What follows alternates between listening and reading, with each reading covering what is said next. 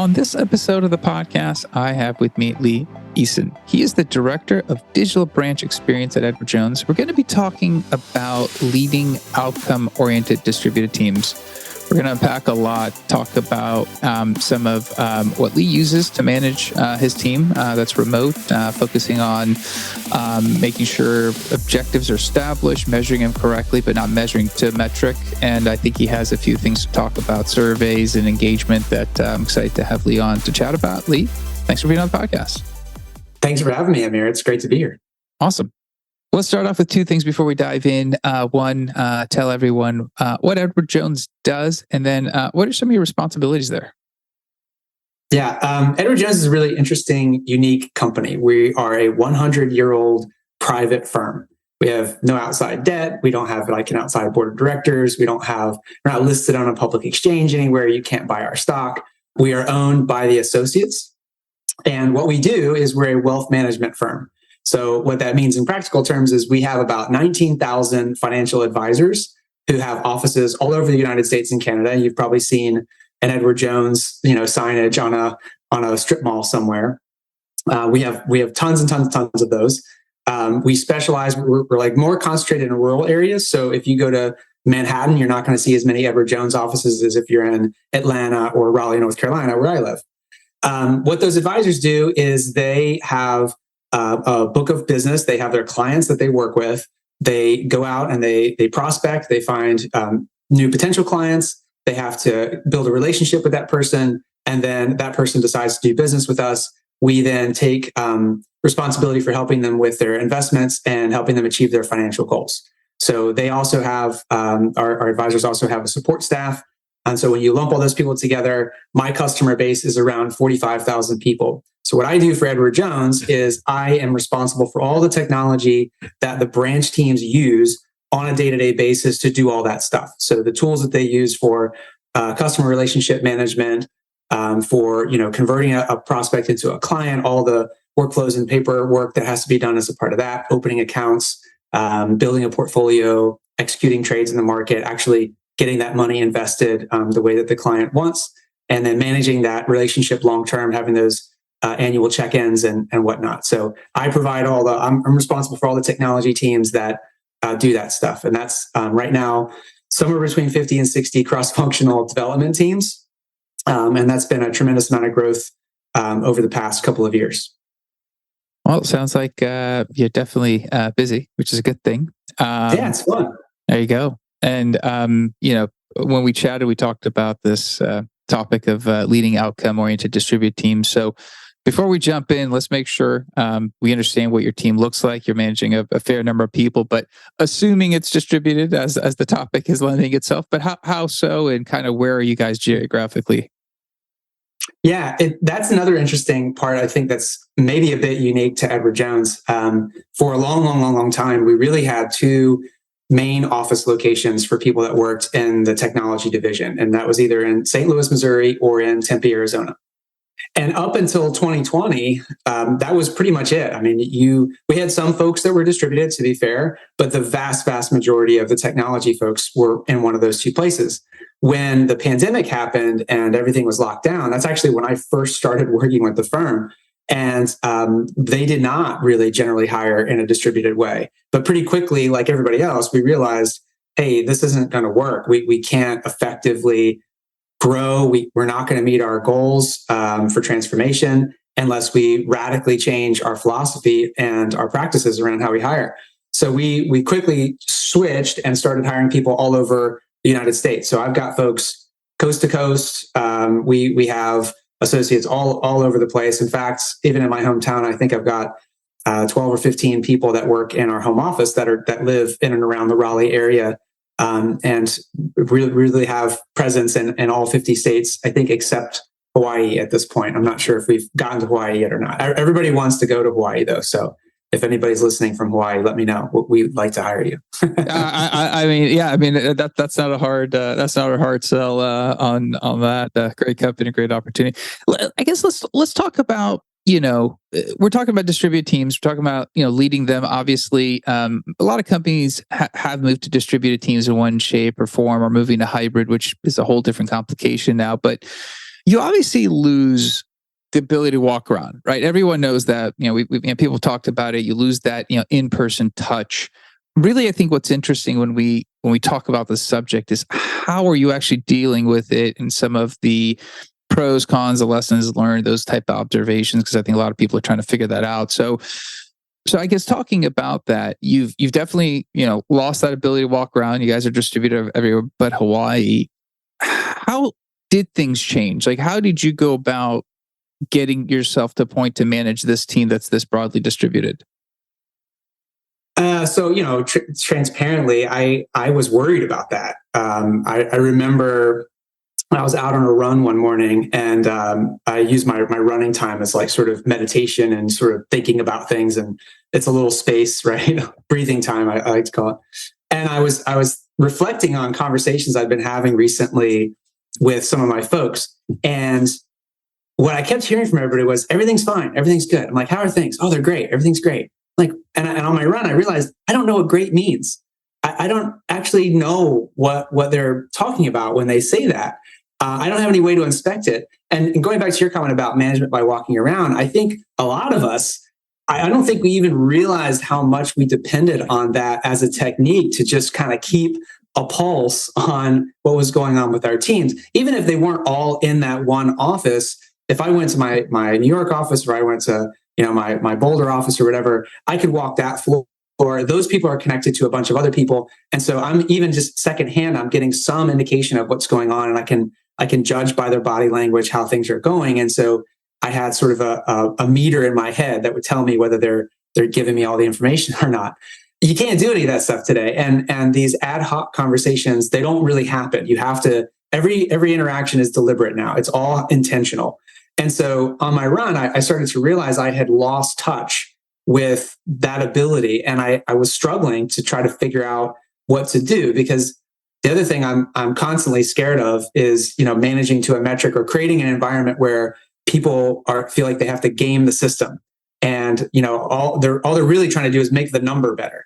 And so I was also like, okay, I got to be careful not to overcorrect. So how can I do this? And I came up with this idea for an experiment, for an approach that we tried out back in late 2020 or 2021.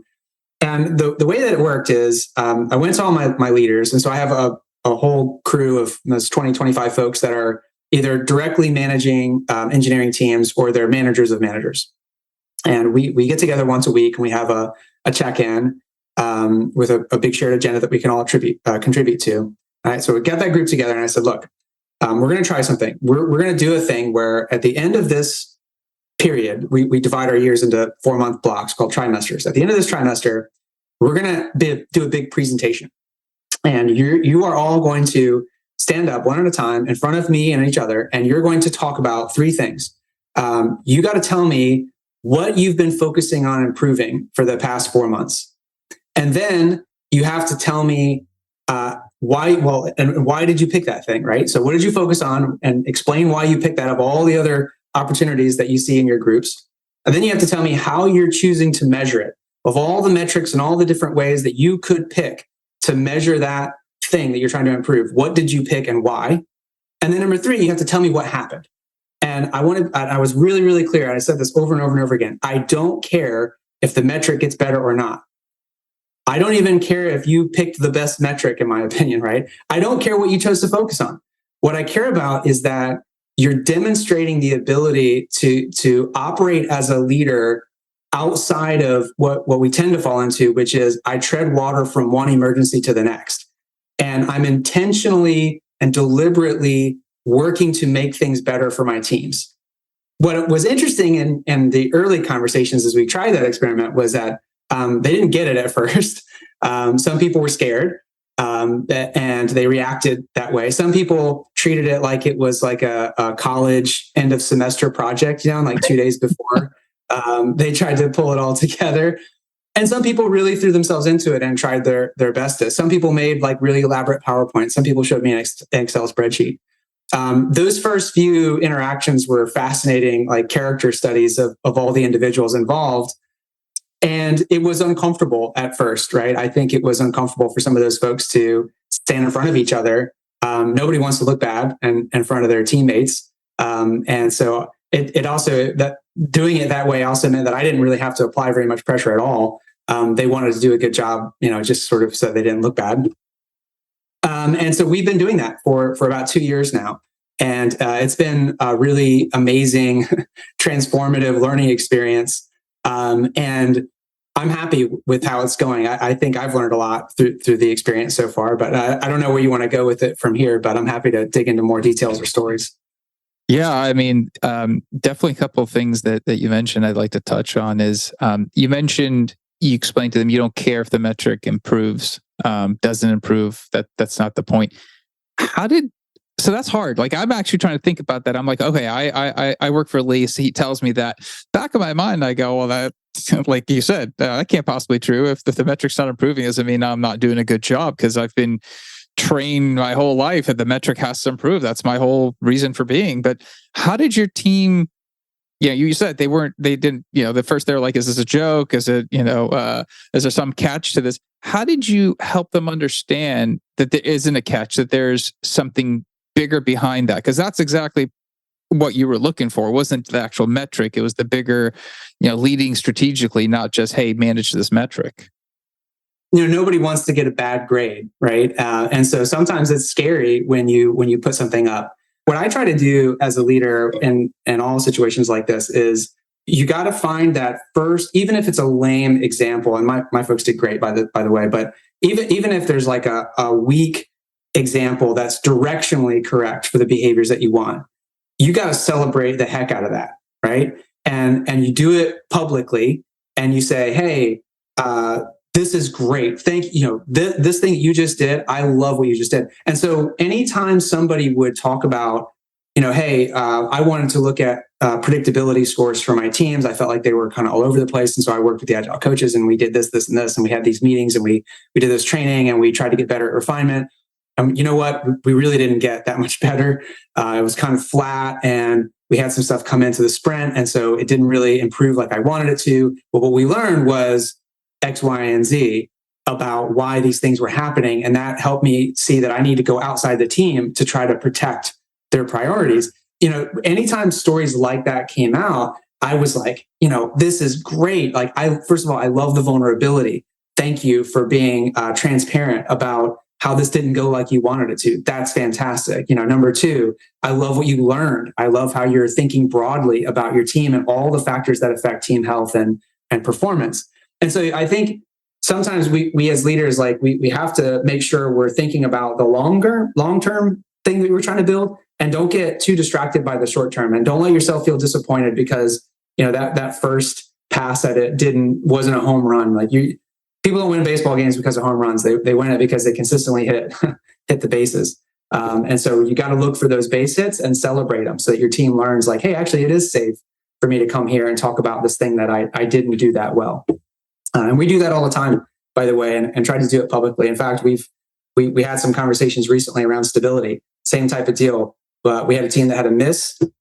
He stood up very publicly with his colleagues and said, yep, I didn't do this well. I learned this. And then just today, his leader stood up and said, hey, I want to celebrate this guy who just did a great thing with his team on the stability front. And so that right there is sort of proving to everybody in the group, like, we're learning together. Well, I don't expect perfection. I don't expect you guys to do perfect every single time. What I expect is that you're learning and you're improving, and we can learn and improve together. And that's an okay thing for us to do. Yeah, that's interesting, because I actually recorded an episode that's not out, but it's an interesting segue side question I'm going to ask you here. But that episode, we talked a lot about being empowered to say no. And I think what the observation I made was, a lot of times people are afraid to say no because the culture doesn't really want to hear that. They want to hear yes, and they don't want you to fail. Even though everyone will say it's okay if you fail, that's not really what people think.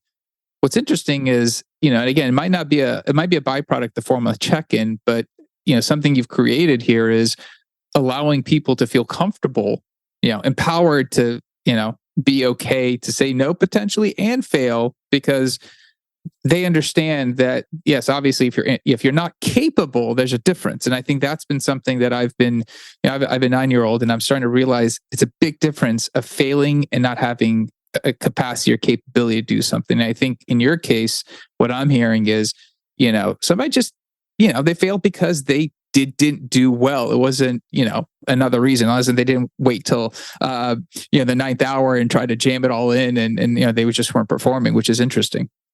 Right. Yeah. I think there's a big difference between learning and failure.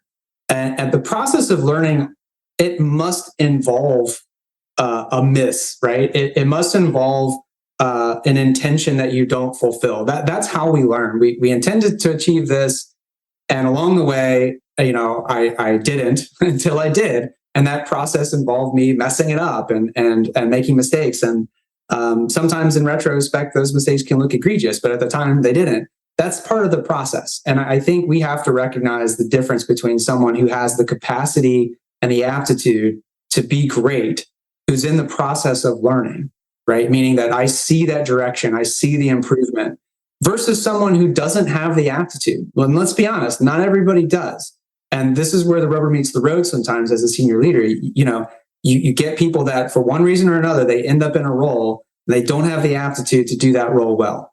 You got to be able to spot that, because it's not humane to leave that person in that role over the long term. You give them opportunities, you give them coaching, you teach them, you give them opportunities to succeed. When it becomes apparent that they're not going to be successful, you have to take decisive action to help them find a role that they are going to enjoy doing and does align with their passions and their talents and their skills and their goals. We have to spot that stuff quickly. Like when I see someone who's legitimately failing because they just can't, they're not going to be successful. Their personality is never going to enable them to do this job really well and enjoy doing it well. Like you got to work with that person and be really open and honest about that stuff. So I'm going to continue this. I'm going to come back and ask you a question about the 4-month check-in, but I want to continue with this because I think, when we had spoken earlier, you'd mentioned empowerment, especially junior leaders. And I think you'd mentioned something about the autonomy to observe their own systems and what it means and the implications to empowerment, which is kind of where I think this is going. I guess as you've kind of seen this grow and you're seeing junior leaders move into these roles, the autonomy and the empowerment goes hand in hand. It's kind of like a little bit of what we're talking about. I was kind of curious as, when you're talking about, let's say, a junior leader, and a lot of times that's hard because they haven't seen it, they haven't done it.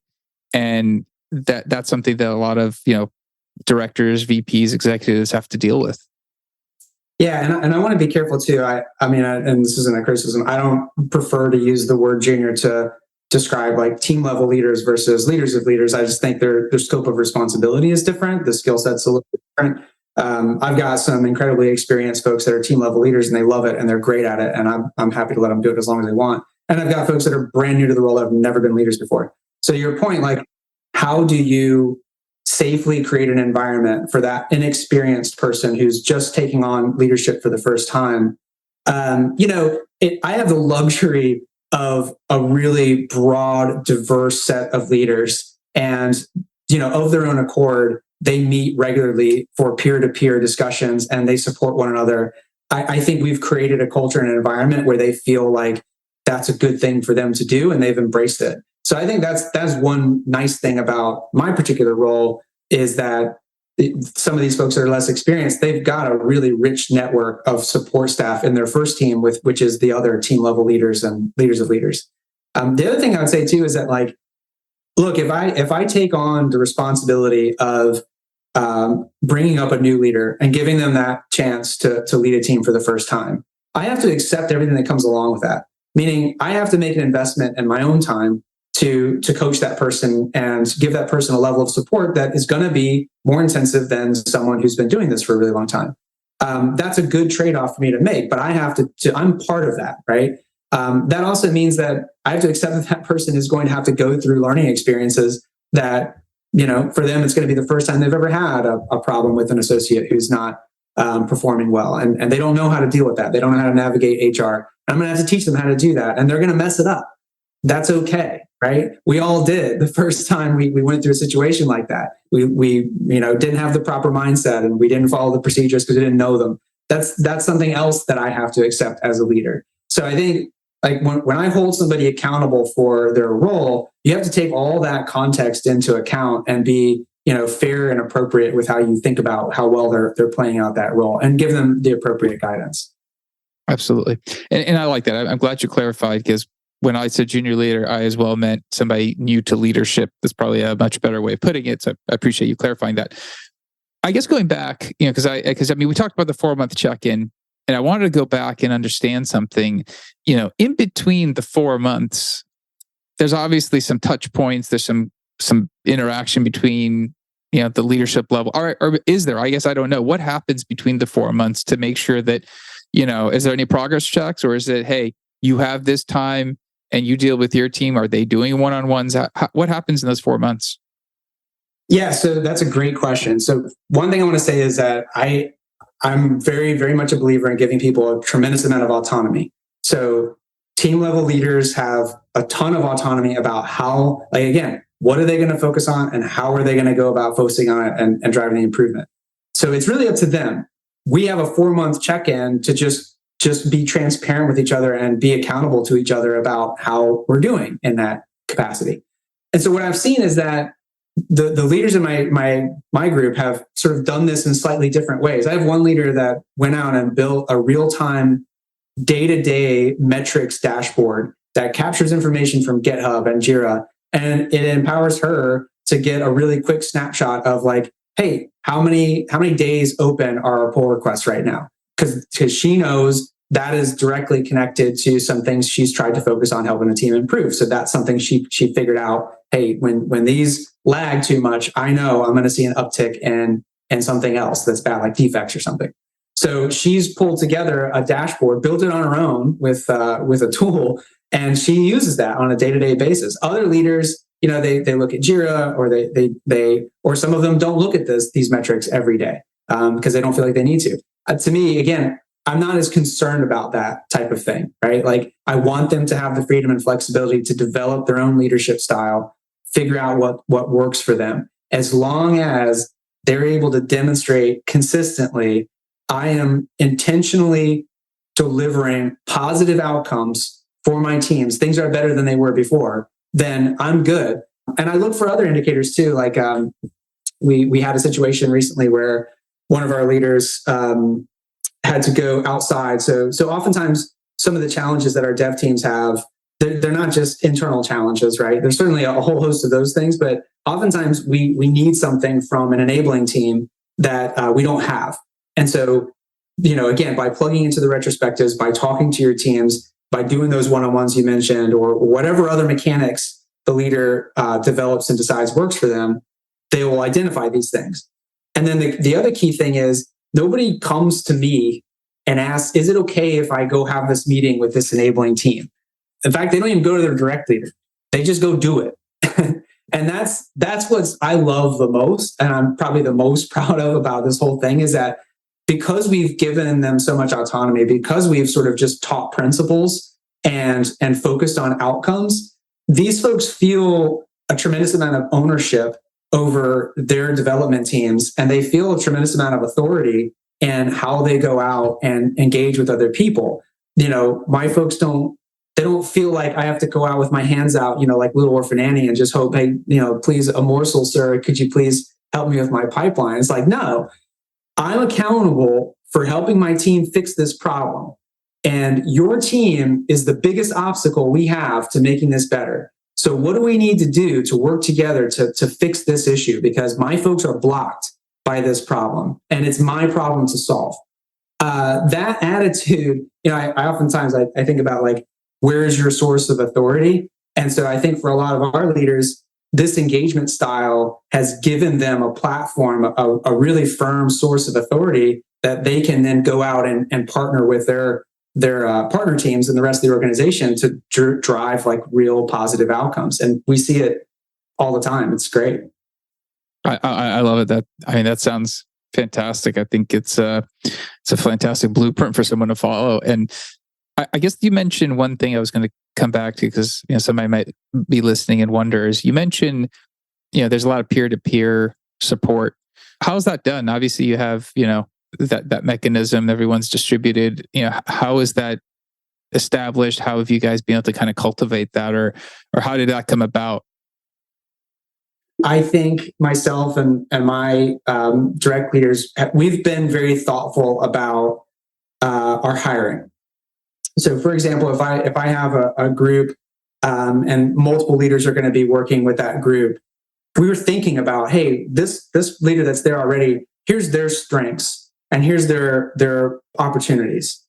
Can we hire a leader to partner with them that complements those strengths and weaknesses? So by being thoughtful about how we're pairing people up, I think that's one way we've done that, because then you're sort of organically creating an opportunity, you're creating the conditions where that peer-to-peer has a better chance of being successful.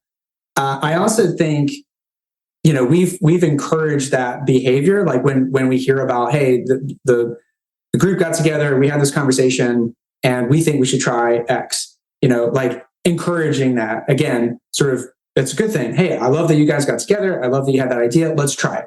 Right? No harm in trying. Let's do the experiment. I think that's another way we try to encourage it. Mechanically, again, it's Zoom world, right? So everything's intentional, everything is deliberate. But I think our folks have learned, hey, let's set aside some time and be intentional about getting together and having these opportunities to exchange ideas. Last thing I'll say is, I think, we try to find opportunities where, hey, there's this thing happening in the organization.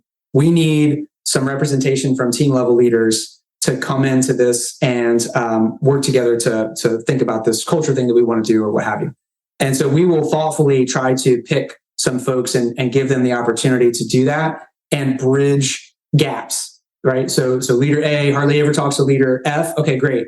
Let's get them together and work on this thing together because I think their skills will complement. And then that's an opportunity for them to work together on something outside of their direct team responsibilities and form that relationship. Awesome, man. I mean, a ton of insight in terms of how you guys have gone about dealing with a distributed team and focusing on outcomes.